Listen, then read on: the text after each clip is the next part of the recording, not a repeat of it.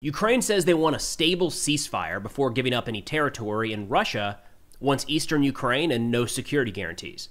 That's about where the two sides sit ahead of Friday's talks between Trump and Putin in Alaska. Now, there's actually a pretty notable change in how Ukraine is approaching a possible negotiated settlement here. So today we're going to run through the most recent list of demands, I guess is the best way to put it, from each side, both Russia and Ukraine, as to what they say is needed to bring about an end to this war. Now, we're starting with the Ukrainian list here. This is coming out of a meeting between President Zelensky and European leaders in Germany earlier today and was just published by Politico about an hour ago. There's 5 key components here. We'll go into a little bit more detail on each in a moment. They say 1, a stable ceasefire before any territorial concessions. 2, compensation for damages inflicted on Ukraine. 3, security guarantees. 4, maintenance of sanctions against Russia. 5, prisoners of war, return of prisoners of war and abducted children. So a couple key components there, starting top to bottom. There were no details on what those territorial concessions might mean. To my knowledge, this is the first or one of the first official statements from Ukraine talking about their willingness, their acceptance of giving up territory in exchange for peace. So keep that in mind. Now, this does not mean that Zelensky is prepared to hand over all of Donetsk, not by a long shot. Just yesterday, he talked about how that was completely off the table. I would probably read this into a freeze of the lines as they are today, with Russia maintaining control, not necessarily legal ownership, but control over the territories they've so far taken. Interesting to see Zelensky starting to move in that direction. In terms of the compensation for damages inflicted on Ukraine, according to Politico, they estimate that number to be between $500 billion and $1 trillion US. My belief is that would probably be exclusively the areas that are under Ukrainian control following the negotiated settlement. So this would not be areas in eastern or even southeastern Ukraine that, as of now, are under Russian control and may stay that way following some sort of ceasefire. Security guarantees, nothing detailed here. Now, we are going to hear more about that in a moment, and Senator Lindsey Graham yesterday in a video that we shared here talked about how that might take the form of U.S. Agreements with like the mineral deal and the ongoing trade between the United States and Ukraine, and this coalition of the willing with multiple European allies possibly sending troops into the country to act as a sort of tripwire. Nothing of detail at this time. However, Ukraine did reject Moscow's demands to place a cap on the size and the capabilities of their military, which, if you think about it from Ukraine's perspective, that's kind of a crazy ask, that the country that just invaded you says, cool, and going forward, your military is going to be 10% of what it is today. We're taking away all your long-range strike capabilities, and no drones, by the way. Can't imagine what they would say in terms of what Ukraine is and is not permitted to retain. The maintenance of sanctions, largely it's just Ukraine saying we'd like the United States and the European Union to keep those going. And then in terms of the return of prisoners of war and abducted children, right now, this is according to Politico, they say Russia has deported nearly 20,000 Ukrainian children. With the mediation of Qatar and other countries, Ukraine has only managed to return around 1,453. So 1,400 out of 20,000 children have so far been returned. Moscow claims it is relocating children to safe places, but refuses to return them to relatives, instead placing them in the adoption system and subjecting them to Russian propaganda. So that's the Ukrainian side going into this Trump-Putin meeting on Friday. Now, quick note, just yesterday we kicked off a new fundraiser trying to pick up some gear, night vision devices, thermals, drones, communication equipment, and more for the International Battalion of the 12th Special Forces Brigade, Azov. These are some of the guys involved with trying to stop and push back the Russian advance north of Pokrovsk. We already hit, more than 10% of the goal. I think we're at 13,000 last I checked, less than 24 hours, because you all are awesome and incredibly generous, and it's humbling every time we do one of these. Nonetheless, the information for this fundraiser is in the description below. We teamed up with Zynga's Paw, great organization in themselves. They're kind of running the admin and the logistics behind the scenes on this one. If interested and able, please consider donating to that fundraiser. And we are lining up some interviews with those guys here in the coming days or weeks, talking about assault operations, assault tactics, infiltration tactics, field medicine, and quite a bit more. Now, turning over to the Russian side of their demands, here's the deal. Largely unchanged. In fact, their foreign ministry spokesperson came out just earlier today and said, yeah, we can't give up any of the territories that we now control because it's in our constitution. We have those. So very similar to President Zelensky, actually, a few weeks ago, saying it's not up to me to give up anything. That needs constitutional approval. Russia's playing the same card right now, except around Ukrainian territory, saying we can't leave Zaporizhia, Kherson, Crimea, Donetsk, or Luhansk. It's not even up to us, guys. It's out of our control. It's locked in now. So that's, for starters, where Russia is coming from. But according to some reporting here in Reuters, they say Russia on Wednesday said that its stance on ending the war in Ukraine has not changed since Putin set out his conditions last year. The full withdrawal of Ukraine's forces from key Ukrainian regions and the abandonment of its NATO ambitions. So again, the withdrawal of Ukraine from territories in the east that Russia wants and no security guarantees. They say after reports by some media that Washington misunderstood Putin was ready to compromise on his territorial demands, Russian Foreign Ministry deputy spokesperson Fadiev was asked by reporters if Russia's position had changed or not. He said, and that was earlier today, where he said Russia's position remains unchanged. And it was voiced in this very hall just a year ago on June 14th, 2024, talking about a speech that Vladimir Putin gave.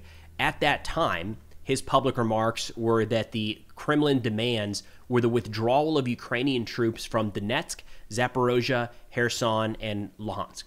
So the demands from more than a year ago that Ukraine withdraw from territory that they currently control, that is still the Russian demand. They added that Putin also said that Kyiv would have to officially notify Moscow that it is abandoning its plans to join the U.S.-led NATO military alliance and that it intended to remain neutral and non-aligned. Additionally, Putin said that the rights and freedoms of Russian speakers in Ukraine would have to be ensured and that realities that Crimea, Luhansk, Donetsk, Zaporozhye, and Kherson were now part of Crimea.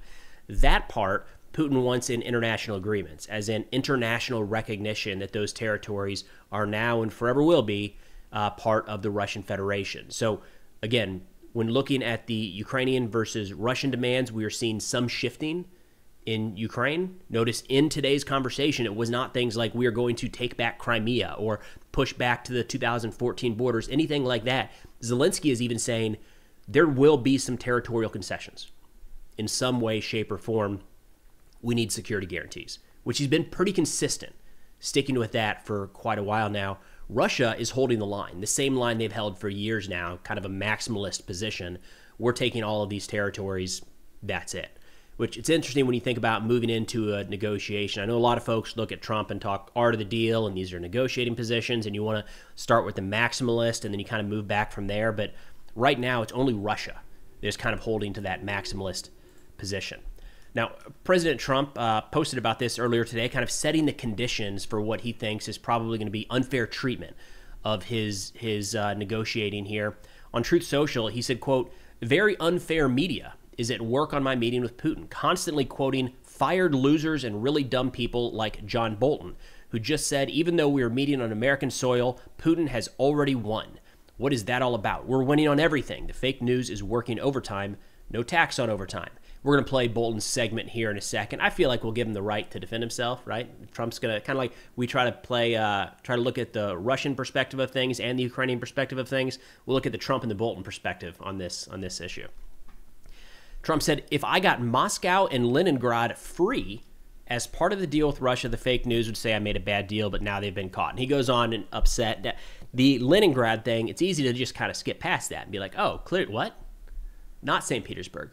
Leningrad. And I know I've already seen the comments on this across the internet. It's, well, it was Leningrad for a big part of his life, and what's the big deal? And it's just it's a minor slip up, so it's not anything to really worry about. But here's the thing. This is a major peace negotiation. And it reminds me of when Steve Witkoff went on Tucker Carlson's show and couldn't come up with the names of the occupied Ukrainian territories in the east.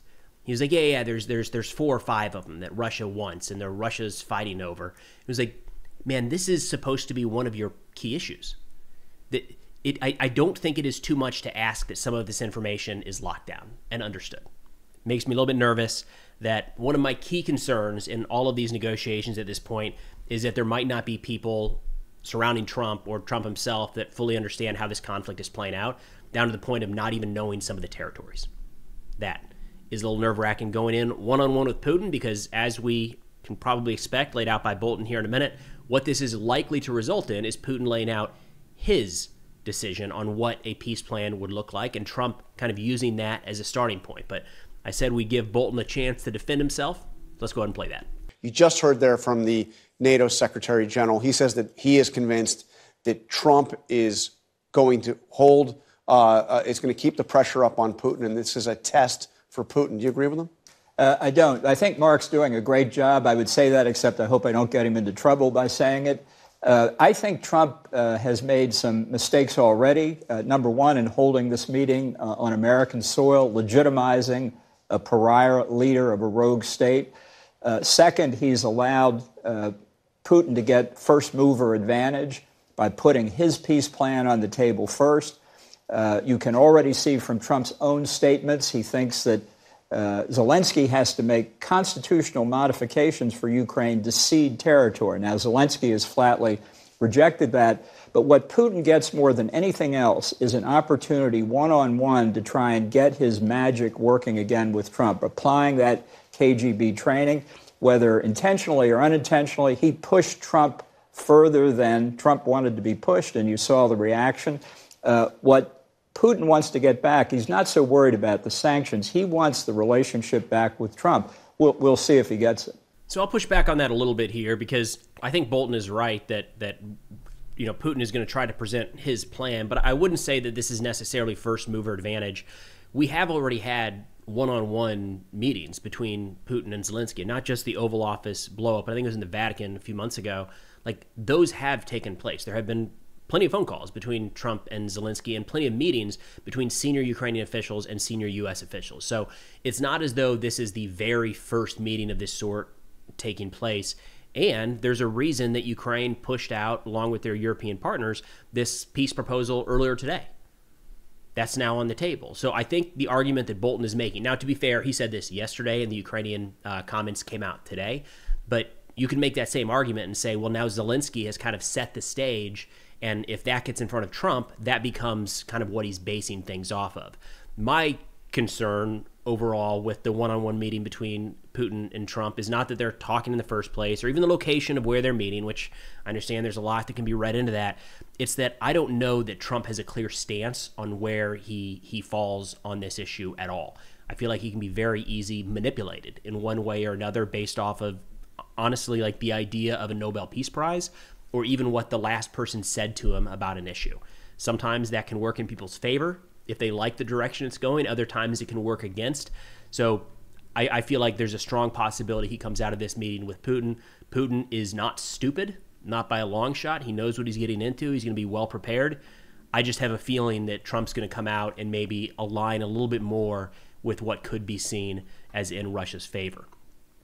Now, I do want to turn over to a bit of a battlefield update here, not completely ignore the situation down north of Pokrovsk. This is where the term is still being debated online. I think it's a little bit of a waste of energy, but whether or not it's a breakthrough or not. And that's not just on Ukrainian channels, but Russian channels as well. In fact, so this is the area we're looking here. Let me back up the map a little bit. So we've got Pokrovsk down here in the bottom of the screen. This red area to the north is this, quote, breakthrough by Russian forces. If we go back to the beginning of the month, you'll see how much that territory changed. So for 2 weeks, about 20 kilometers pushed north. That's significant. Whether or not Russia actually maintains control over this area, being able to move through Ukrainian lines is something that we need to talk about. Now, the Russian channels at this point are actually taking a bit of a different approach, saying, easy now, guys. We're not even sure that this is real. So Russian media Rybar said, quote, the situation of the fighting near Dobropilia, so looking at the map here, it's this area just to the west of this little breakout, remains shrouded in a dense fog of war, where confirming the scale of the breakthrough and assessing its extent is sometimes even difficult from the ground. The situation remains completely unknown. In the Ukrainian segment, many panic messages are spreading about the alleged control of both settlements by the Russian armed forces after reaching the Sloviansk-Kramatorsk highway. But so far, there is no objective confirmation of this. They're talking about this highway here on the north side. Yesterday, it was showing up in the gray zone. Some Ukrainian channels said maybe, some Russian channels said maybe. And that's kind of where it all still sits today. Rybar continued by saying, at the same time, sources have reported that the Russian armed forces are allegedly conducting filtration operations in Zoloty Kolodiaz, right here. I'm going to come back to the pronunciation on that in just a second. However, much information has yet been circulating online for days now, but no confirming facts have yet surfaced. Under these conditions, the scale on the markings on the maps and some domestic sources often depends on the author's imagination and is very loosely tied to the real situation. So the overall Russian assessment there is, yeah, maybe, but we have no visual confirmation, which is strange at this point for either side. Generally, there's some sort of PR video that is shared. We've seen this countless times from Russia and Ukraine, even in the last few weeks, like the days leading up to this. We saw Russia carrying out these flag planting operations, especially around Chasiv Yar and Kupiansk up in the northeast. We don't have any of that.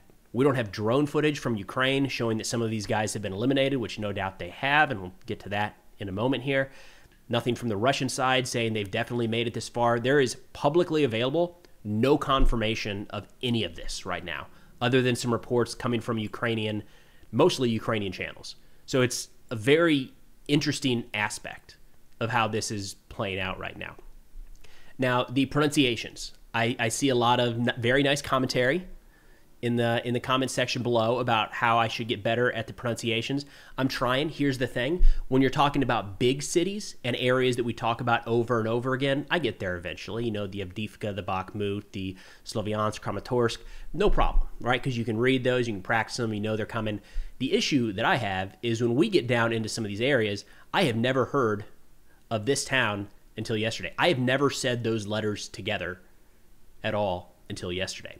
So trying to read them in real time, that's a challenge. Even if I read them ahead of time, by the time the camera starts going, it's a problem. Which, to be fair, it's the same thing when I'm driving around parts of the United States. You see a weird word on the billboard, I just go with whatever it sounds like. And even here in Tennessee, there's a fair number of those that are just, I'm nowhere near what the actual pronunciation is. So, hey, the map is up here. Hopefully that helps. You can see just how bad my pronunciations are.